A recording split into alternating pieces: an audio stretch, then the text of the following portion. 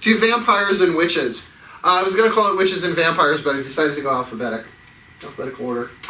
I have been teaching this particular subject matter for 20 years, but it's only in the Tarot Workshop Level 3. That's the only place I've ever taught it. Specifically Tarot Junkies and Psychic Vampires, because if you're a good reader, you get both. And there is also such a thing as a Psychic Vampire Tarot Junkie, that you get them all together. But I was teaching this to a private tarot student a couple of weeks ago. And the great thing about teaching 101, which I never thought I would teach tarot one-on-one because it's a lot, but she's really great. My private tarot students have been a lot of fun, actually, is that the conversations, because you can have conversations one-on-one that you just can't have in a room full of people. So as we were dialoguing back and forth on the subject, she was like, oh my God, that explains this and this and this and this. And then it hit me. I was like, I need to teach this stuff on its own, particularly the vampire part. So I always said I could teach an entire workshop on this stuff. I'm not going that far. I'm doing a 2-hour class. This is a lecture. But of course, you know me, question and answer helps. So if anytime you have a question, raise your hand, hold up a cross, whatever. So one thing, I wanted to start with something fun. This is not necessarily a fun topic. So I kind of wrote myself a little flowing checklist here. The media. Now, media for me isn't just social media. It's movies, it's TV, it's books, it's all of that stuff. So, name me where you have seen vampires in the media. Like, I'll start True Blood. Oh, like the Twilight movies? Twilight? Like that? Yeah.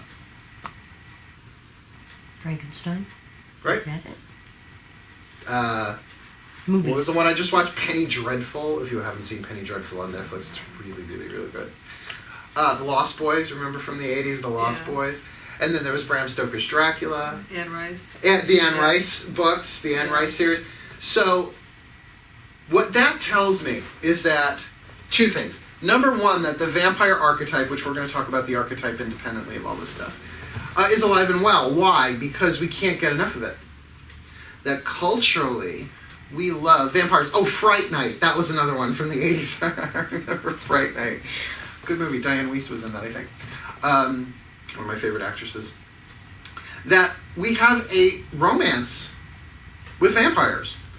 Like, even though they are monsters, I mean, they're monsters. I mean, they're in that category. People put witches in that category, but this doesn't mean that vampires and witches are in the same category. You know me, I'm not teaching that.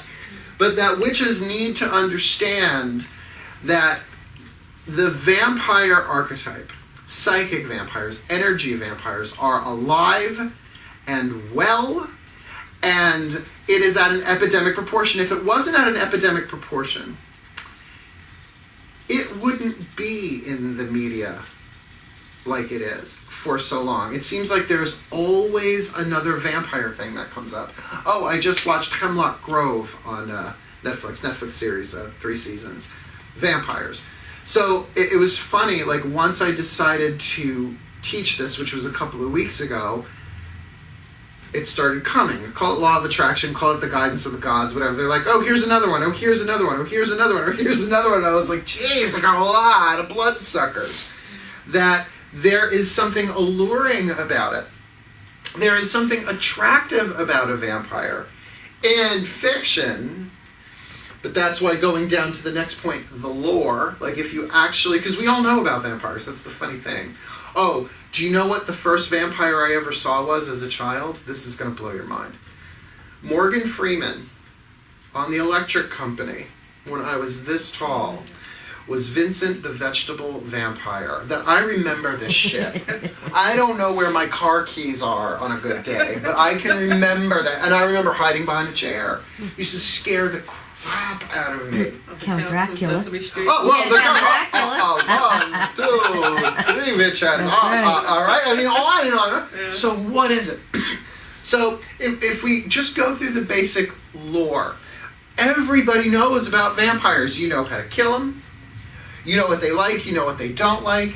It's like an archetypal, not just the vampire archetype, but it's a story that we're all familiar with. And yet when confronted with one, now let me break this into two categories. There is a subculture of vampires that actually drink blood. They go to clubs, they go to vampire clubs. I've never been to one. I'm not part of the subculture, but you know what I like about them? They're upfront about it. Like, you're talking to a vampire, and all of their victims are willing. In other words, you go into that club, and, and I don't know, and I don't want to misrepresent an entire subculture. I don't know what goes on. But I know what I've heard and I know what I've seen, and you could probably Google it and get more info on it, whatever, if you're into that sort of thing. But even just to look up to it. But that's not what we're talking about. Because here's something that just archetypally I can't say it any other way. A willing victim is not a victim. A willing victim can't be a victim. They are willing. The gate and the boundary is open. They're allowing it. That's not a victim. That's not a victim. That's something else. I don't know what it is. We're not talking about that. But I wanted to just say that so I could get it out of the way. Sort of like when we teach Wish Class Cycle 1, we talk briefly about Satanism and then, okay, just to get that out of the way now, let's move on. But the other type of vampire that you will meet in real life, epidemic proportion, are people who drain energy. Now, you're both nodding your heads. Oh, you've run into some. Because it is so well known and understood, it is important to say at this point that we have all drained people. We've all done it. It is part of human nature. It's part of survival. But when we do it unconsciously. And that's why this is not to bash people. This is to help witches understand that you too might be a vampire. But can you look in the mirror?